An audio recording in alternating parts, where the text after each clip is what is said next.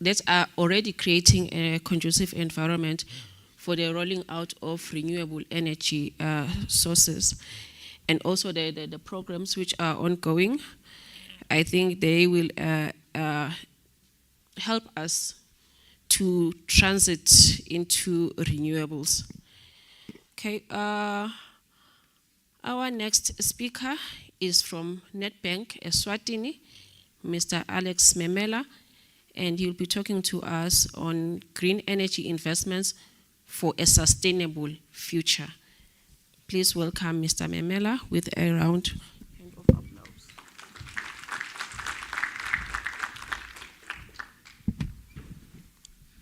Thanks, moderator.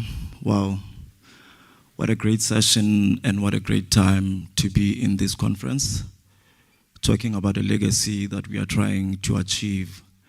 You know, a lot of people, when they speak about legacy, they speak about doing something financial for their children as well as their grandchildren.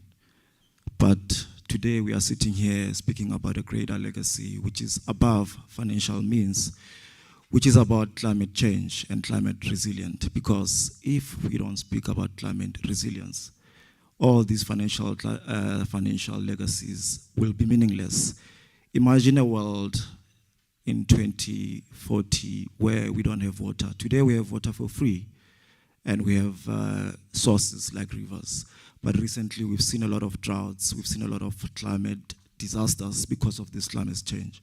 So for me, it's really a privilege to be here to speak about this great legacy of climate resilience to develop a sustainable future. Just an introduction about myself on the first slide, please. Let's see if I can move that. Okay, so thanks. I'm Alex Memela. I'm an associate principal at Nedbank. I specialize in energy finance, which basically entails the financing of all these renewable energy projects. We've had previously financed fossil fuels, but in line with our policy now, we are focusing on financing only renewable energy projects. We have as well gas financing, but we have taken as Nedbank a policy to say we will only fund gas up until the year 2030, because we have seen and we have financed some of the technologies that are carbon neutral, zero carbon, and that are cost effective, that can be utilized, of course, to supplement the fossil fuels. And my background as well involves, I worked at Standard Bank in energy and infrastructure as well, looking at similar projects as well as infrastructure projects.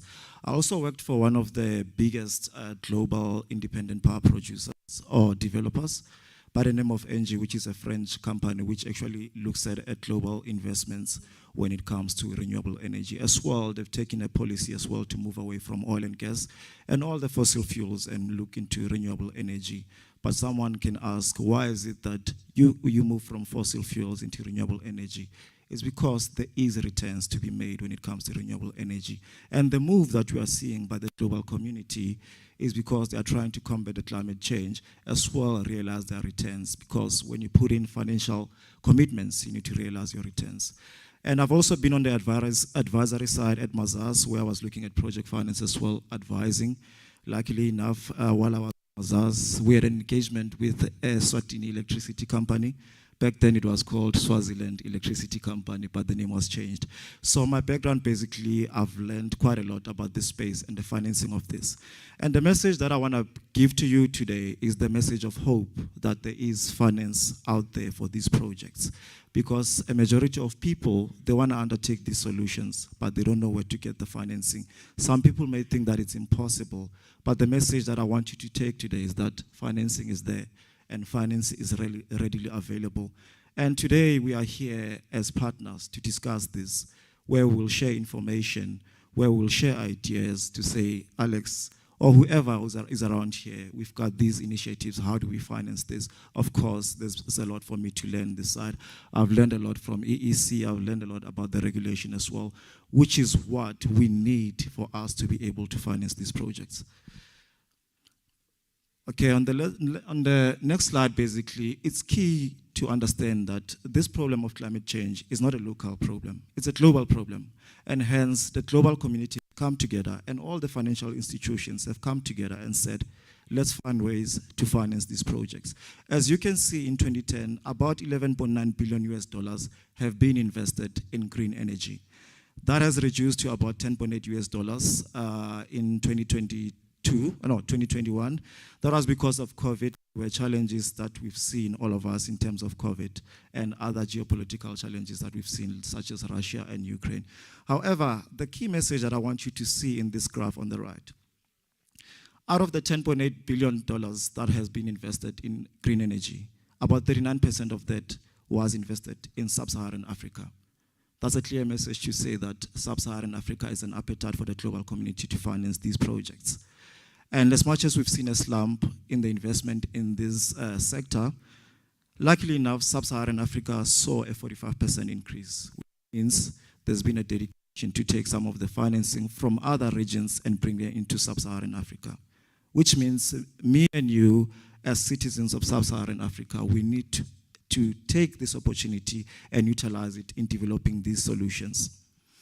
Another thing also, which you can see in the finance trends, and you will see in the next slide, is that the type of funding that we are getting now in terms of green energy is usually grants and equity, which basically means that we are no longer getting that type of funding that will give us a burden to maintain. But the type of funding is quite easy for us to absorb and also bring in partnership with the local involvement. Sorry, you've sort of like moved away. But anyway, we can move to the next slide, thanks. This slide is a clear indication. You can see initially investment into sub-Saharan Africa was a bit low, looking at the graph in 2010. But as we move forward from 2015, and by the way, 2015, that's where we met in Paris and came up with a pact that we need to deal with climate change. We had goals for 2030, and these goals need to be achieved by 2030. So if you look at from 2015, there's been a lot of flows of money into sub-Saharan Africa. And you can see from 2015 until today, most of the financing that has been flowing has been into sub-Saharan Africa. And when people say there is no funding in sub-Saharan Africa, today I want you to go back and say, those are lies. But that's nicely, of course. You can't be arrogant when you speak to people.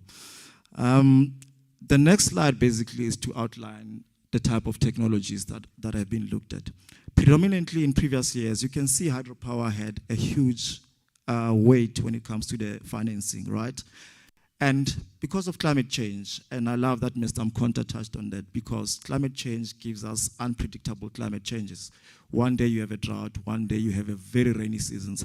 Hydropower is prone to such risks because in a drought, water flow is insufficient.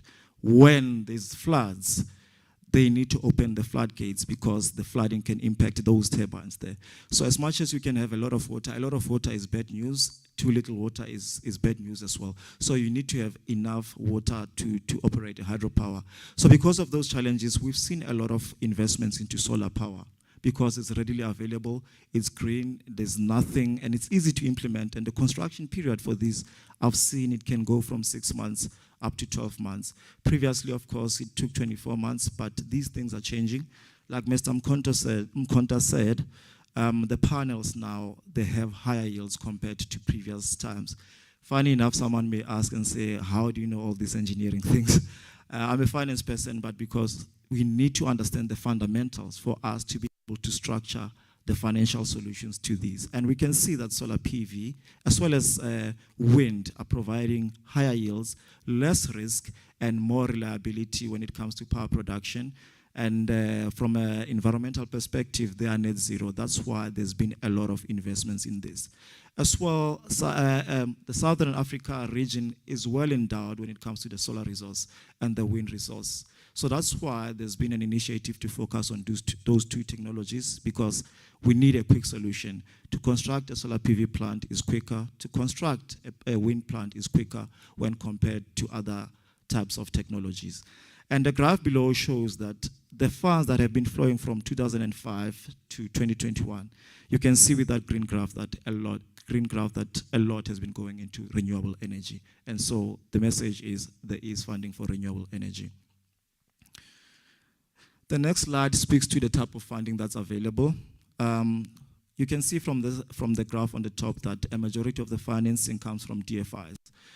DFIs actually are those multilateral institutions that give concessional funding as well as cheap funding, for lack of a better word, whereby they can charge interest rates up to 2% compared to commercial funding. Of course, we've seen changes when it comes to commercial institutions, but the pricing as well is going lower, is getting more affordable.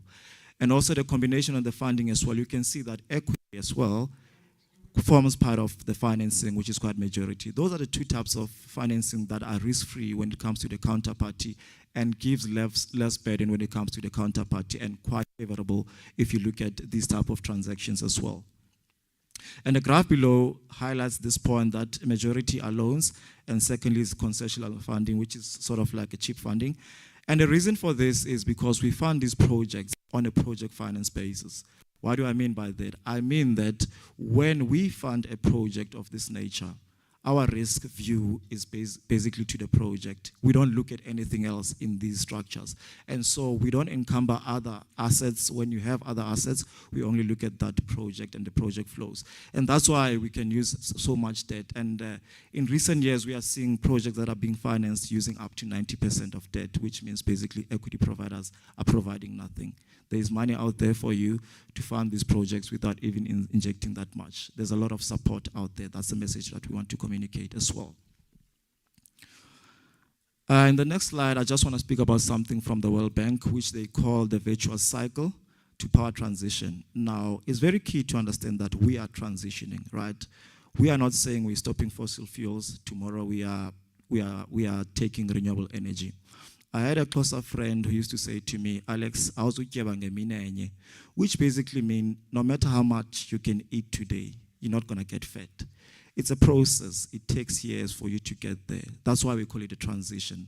We're not going to say, it's not fossil fuels versus renewable energy. We are transitioning. We are finding solutions. And these take some time for us to realize. And the key things that they've highlighted here is the government involvement and the regulatory involvement. Thanks to part of our speakers who outlined this, and I'm quite happy to see that there's some new frameworks that they are working on in order to combat and also enable this green energy, such as the Wheeling framework, which is quite new when it comes to sub-Saharan Africa. These are good solutions that the government is taking, and I'm quite happy to see them in play. And that's very key to create an environment where international players can come into Eswatini and finance these transactions. It starts with regulations. It starts with the government. It starts with this discussion whereby we come up with frameworks and ideas and policies on how we want to undertake these projects.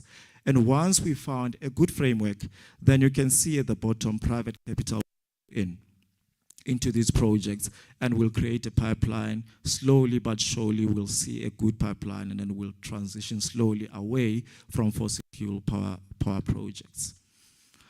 And the next slide, I want to speak about the lessons that we can learn from other nations, what they've done. And in this case, South Africa being an example, the neighbor to Eswatini. You will see that they drafted a white paper on renewable energy in 2003. That's about 20 years ago. And only in 2010, they came up with an integrated energy plan to come up with renewables. And from there, they've been doing this program, and then they've realized some capacity when it comes to renewable energy. And then in 2019, they got back together and said, the 2010 plan was good, but we've seen some lessons over the past years. Let's update this plan and then come up with the RP 2019. Which shows that this process is a process. It's not going to happen within one day. You will get it wrong first day, you will get it wrong second day, but third day, fourth day, as you build up, you'll get it right. And the more you get it right, the more funding is coming in. There's a lot of financing that's dedicated to green energy. I don't know if you follow the news. About $8.5 billion has been committed to finance renewable energy projects into South Africa. So the more you transition, the more you do all these frameworks, the more you will realize your goal. And they've got the goal to 2030. The graph on the right, or the table on the right as well, shows that decommissioning of coal-powered plants and then going into hydro, solar PV, wind, and other technologies.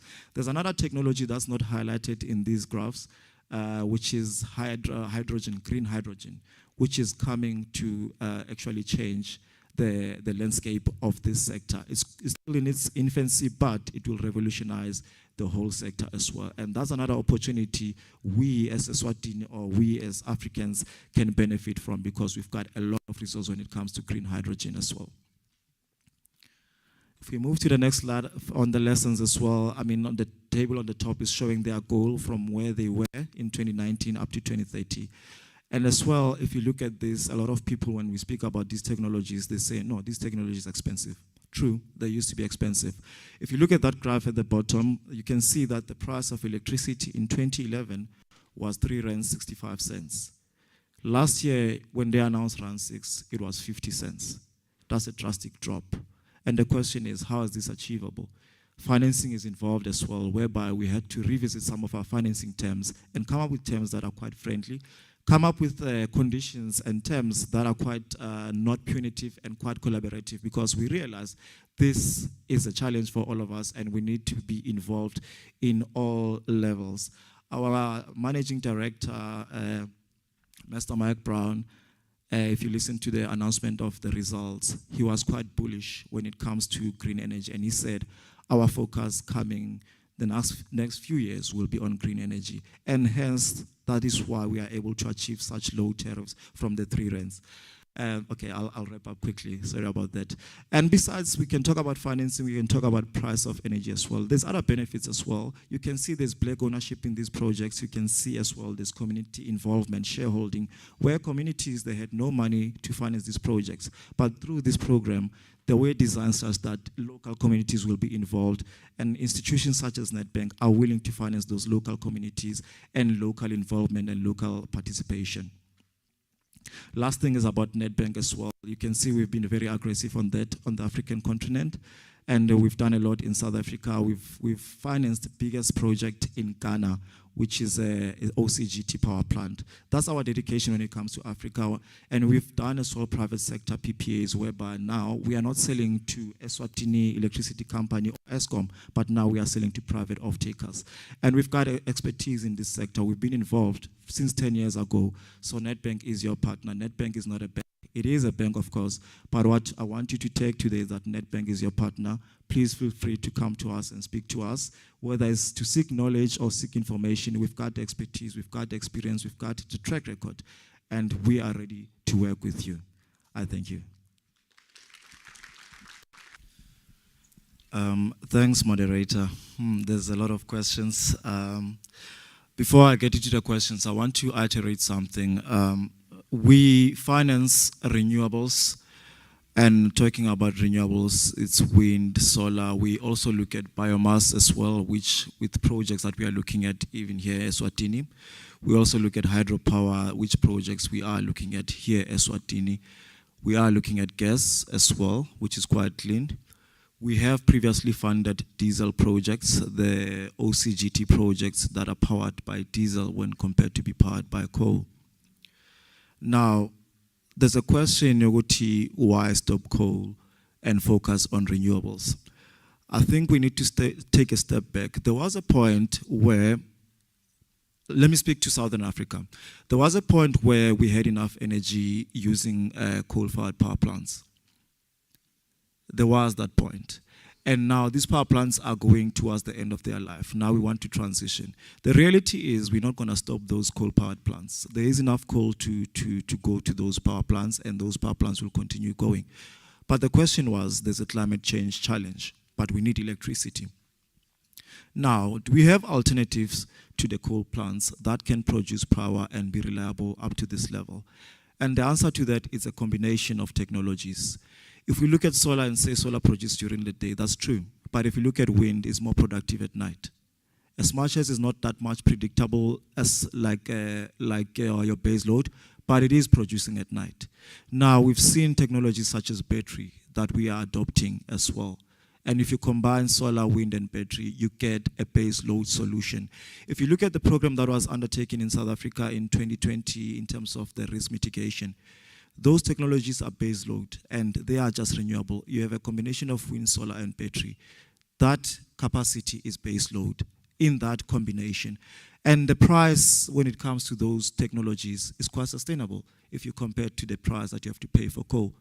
And the third point on this is to say, the time it takes to construct these projects is less when you compare to those coal power projects. Now, the question is not the coal, there's nothing that can replace coal at sustainable prices and at ability to do that. There is solutions. And when we looked at that, the job losses, there is requirements to create jobs in these projects. There is requirement for skills transfer. Of course, like any other project, like technologies, even coal, there's involvement to the international community, same thing as renewables. So the transition doesn't mean we're stopping coal altogether. We will continue with the coal that we have at the moment, but we will transition using other combinations that are much more cleaner and much more reliable to go forward. And the last thing that I want to speak to is what Mr. Mkonta spoke to. If you look at, there are regions whereby the grid can't access. And even if you can have baseload power production, you will never access those regions. Now, those regions, they need these off-grid solutions. So we need to look at a combination of these technologies, not in isolation and not as one versus the other one. You need to look at the solution holistically. And we took the position to say there is a solution outside of coal that can help us, because climate changes that we are seeing nowadays are very bad. And then the decision was taken that if there's an alternative to this, let's take that decision, and there is a solution to all these technologies. Thanks. Okay, sorry, the last question was from the Eswatini Bank. Yes, we do have appetite, like I said initially. There are projects we are looking at in the private sector. When it comes to renewable energy projects, we have a lot of appetite in that. And of course, as a bank, we understand some of these learnings, that there are challenges in these projects. So when we approach these projects, we come with solutions as well. We don't point at you and say, you don't have this or this is missing. We are sort of like creating a partnership with all the clients, and then we are willing to share the information in ensuring that we get solutions and then we get these projects going. Thanks.